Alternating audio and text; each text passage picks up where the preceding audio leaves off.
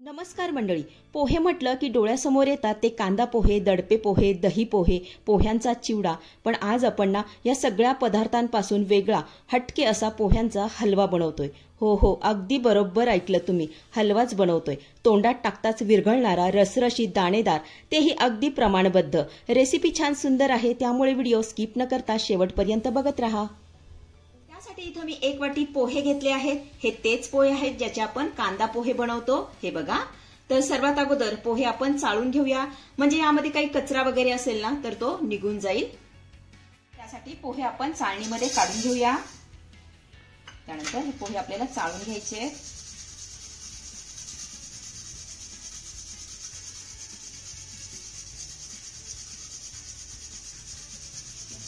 तर इथे तुम्ही बघू शकता आपले पोहे छान असे चाळून झालेले आहेत. आपण आता याला भाजून घेऊया. पोहे भाजण्यासाठी आपल्याला जाडबुडाच्या कढईचा वापर करायचा आहे. यामध्ये मी पोहे घालून घेते. त्यानंतर गॅसची फ्लेम आपल्याला लो करायची आहे आणि लो फ्लेम वरती आपल्याला हे पोहे छान असे कुरकुरीत होईपर्यंत भाजून घ्यायचे.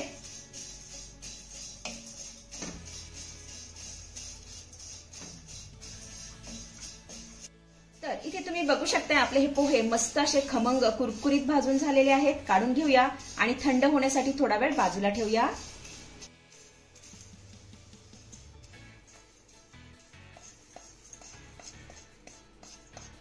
त्यानंतर गॅसवरती मी पातेलं ठेवलेलं आहे. आता यामध्ये आपल्याला पाणी घालायचं आहे. तर पाणी देखील आपल्याला मोजूनच घालायचंय. 1 वाटी आपण पोहे घेतले होते, त्यासाठी आपल्याला 2 वाट्या पाणी यामध्ये घालायचंय.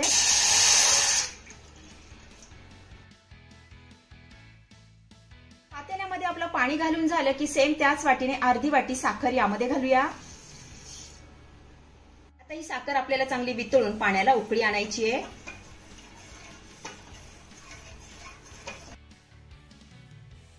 तर इथे तुम्ही बघू शकताय साखर पूर्णपणे वितळलेली आहे आणि पाण्याला उकळी देखील आलेली आहे. तर आपलं हे साखरेचं पाणी बनवून तयार झालेलं आहे.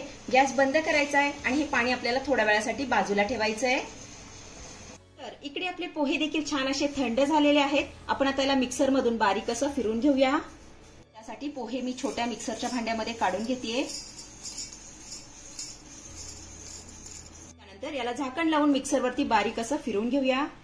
तर इथे तुम्ही बघू शकता आपले पोहे देखील छान असे बारीक फिरून झालेले आहेत. हे बघा. आता हे देखील आपण थोड्या वेळासाठी बाजूला ठेवूया. त्यानंतर गॅसवरती मी पॅन ठेवलेला आहे. आता यामध्ये आपल्याला 3 चमचे तूप घालायचंय.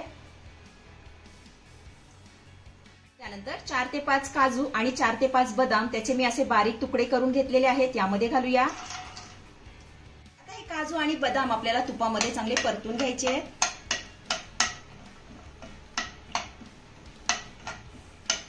तर इथे तुम्ही बघू शकताय काजू आणि बदाम तुपामध्ये चांगले परतून झालेले आहेत. काढून घेऊया.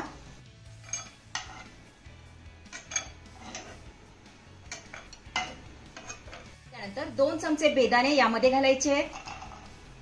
हे देखील तुपामध्ये आपण चांगले तळून घेऊया.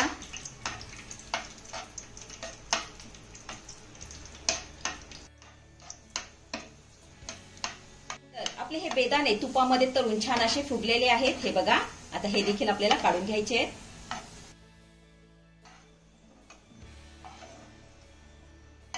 त्यानंतर मिक्सरला फिरवलेले पोहे यामध्ये घालूया. त्यानंतर हे पोहे आपल्याला 1 ते 2 मिनिटच यामध्ये परतून घ्यायचे. पोहे परतायला फार वेळ लागत नाही, कारण आपण पोहे अगोदर भाजून घेतलेले आहेत. छान असे मिक्स करून घ्यायचे. तर आपले हे बारीक केलेले पोहे तुपामध्ये चांगले परतून झालेले आहेत. आता यामध्ये आपल्याला तयार केलेलं साखरेचं पाणी घालायचंय.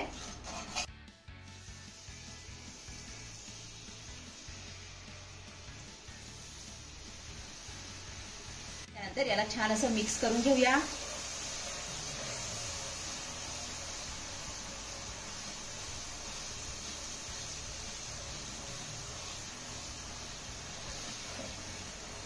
साखरेचं पाणी चांगलं मिक्स करून झालं की यामध्ये आपण केशर घालूया. तर इथे मी 4 ते 5 केशर काड्या पाण्यामध्ये भिजत ठेवल्या होत्या, यामध्ये घालूया. आता हे मिश्रण आपल्याला घट्ट होईपर्यंत चांगलं परतून घ्यायचंय.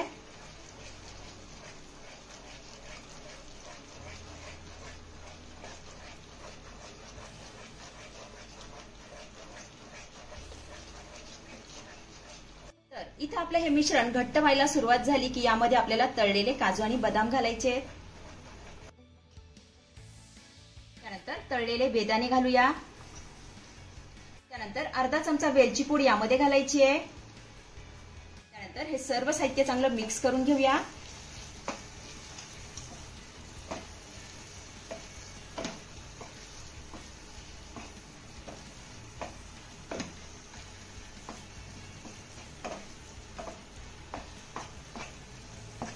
इथे आपलं सर्व साहित्य चांगलं मिक्स करून झालेलं आहे. आता या हलव्याला तूप सुटेपर्यंत याला चांगलं परतून घ्यायचं आहे. तर इथे मीडियम फ्लेमवरती 3 ते 4 मिनिटं हलवा मी चांगला परतून घेतलेला आहे. त्यानंतर तुम्ही बघू शकता हलव्याला मस्त असं तूप सुटलेलं आहे. हे बघा. तर इथे आपला हा दाणेदार तोंडात टाकताच विरघळणारा पोह्यांचा हलवा बनून तयार झालेला आहे. चवीला जबरदस्त लागतो. अतिशय साधी आणि सोपी रेसिपी आहे. नक्की करून बघा. आपण आता हलवा काढून घेऊया.